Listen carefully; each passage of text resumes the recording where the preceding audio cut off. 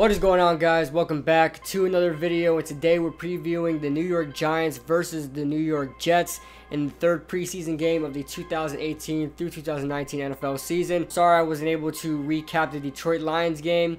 I wasn't even able to watch the Detroit Lions game, so I wasn't able to put a good recap on it, and so that's probably going to be the case for this game as well. Just because I don't have Game Pass, so I won't be able to watch it, and I'm not in the New York area, so hopefully I'll try to find a way to stream it somehow and watch it and give you guys an instant reaction or instant takeaways or just a recap on it. But for now, I'm going to be doing a preview on this game, so let's get right into it. Alright, so the third preseason game, usually you guys know when it comes to the third preseason game in the NFL, it's usually a dress rehearsal for the starters, so you may see the starters get more playing time than usual.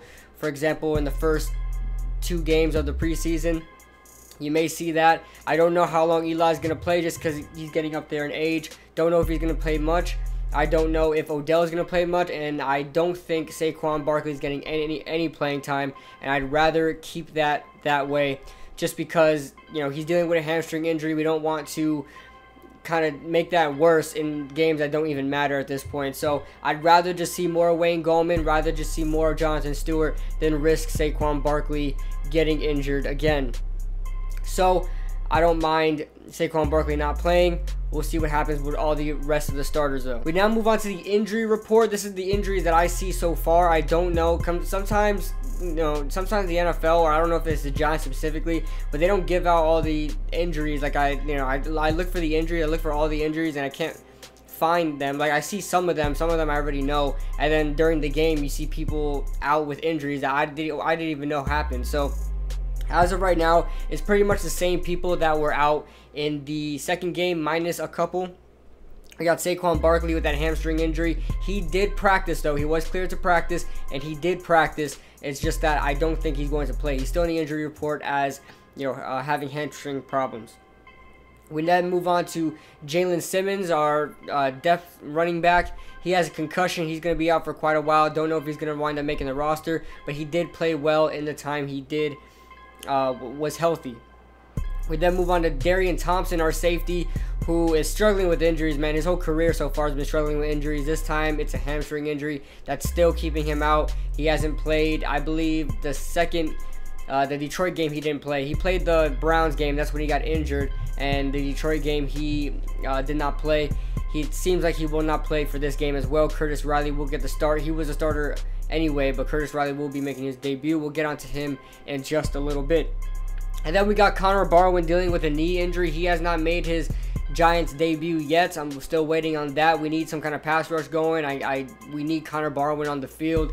If not, we might just cut him by the start of the season. I don't think it will be much just to cut him if he still has some injury problems. I don't think we signed him for a big deal anyway. Some Giants news. The Giants waived linebacker Thurston Armbrister and safety Mike Basil. I never even heard of that Mike Basil guy, but I know Thurston Armbrister. They waived those two players, and they signed running back Jarrell Presley and linebacker Warren Long. We then move on to our players to watch for this game. We've got 5 players. I put 5 players. Don't know, it may be different for you guys, but I'm going to list 5 players that I'm definitely watching, and you guys should too.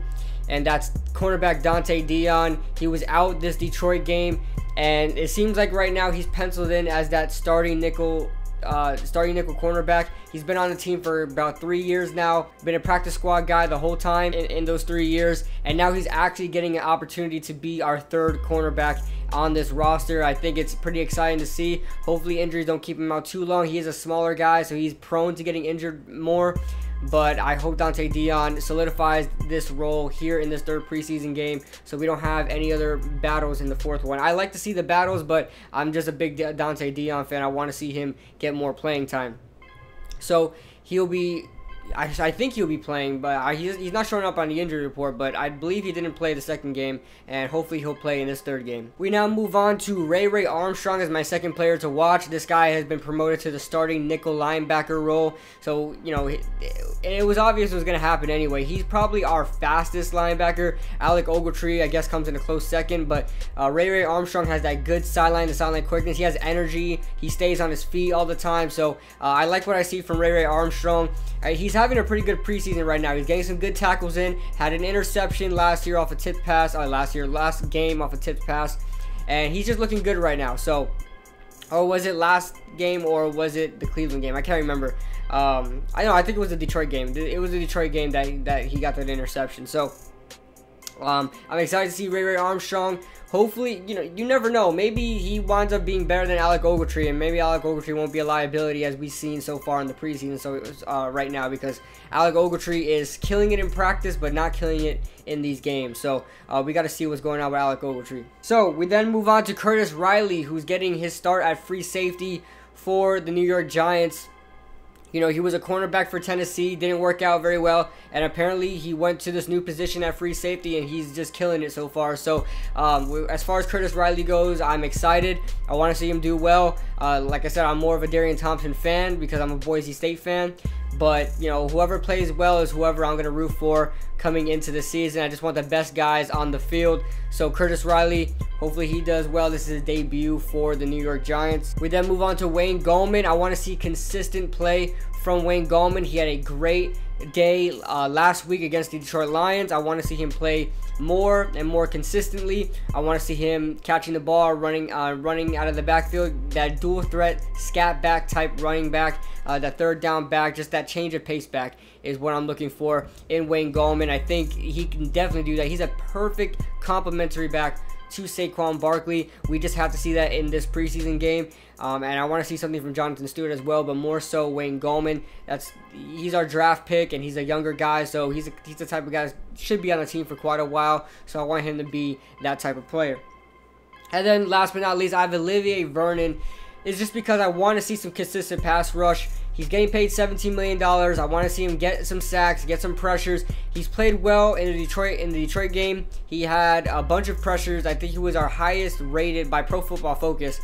He was our highest rated player in that game, offense and defense. So I believe like an 89.7 or something like that. So great job to Olivier Vernon on that. He had a sack and a couple pressures and a couple tackles. I believe a tackle for loss as well. So I want to see the same thing, just more consistent. I want to see him consistently make plays in each and every game because he's our highest paid edge rusher right now. He's our #1 guy, supposedly. So I want to see that from him. So I also have 3 questions that we all need answered here in this Giants third preseason game. Can we get a consistent pass rush? I'm talking about from everybody, more so Olivier Vernon, but can we get guys like Kareem Martin off the edge on the other side of Olivier Vernon? Can we get his pass rush going? Could we get Lorenzo Carter going? And all these other younger guys, I want to see, you know, Kerry Wynn get some pressure. I want to see all these other guys get pressure from the 3-4 defensive end position in B.J. Hill. I want to see something there too as well. We all know the Giants this year are going to be able to stop the run. We've seen that in both games, especially in the Cleveland game. I mean, it was just so dominant, both from the defensive line and the linebackers. They were all on one page. They were able to stop the run very easily and very consistently. And I know, you know, sometimes a running back's going to break out. That's going to happen. But it was very consistent. I'm very proud of that.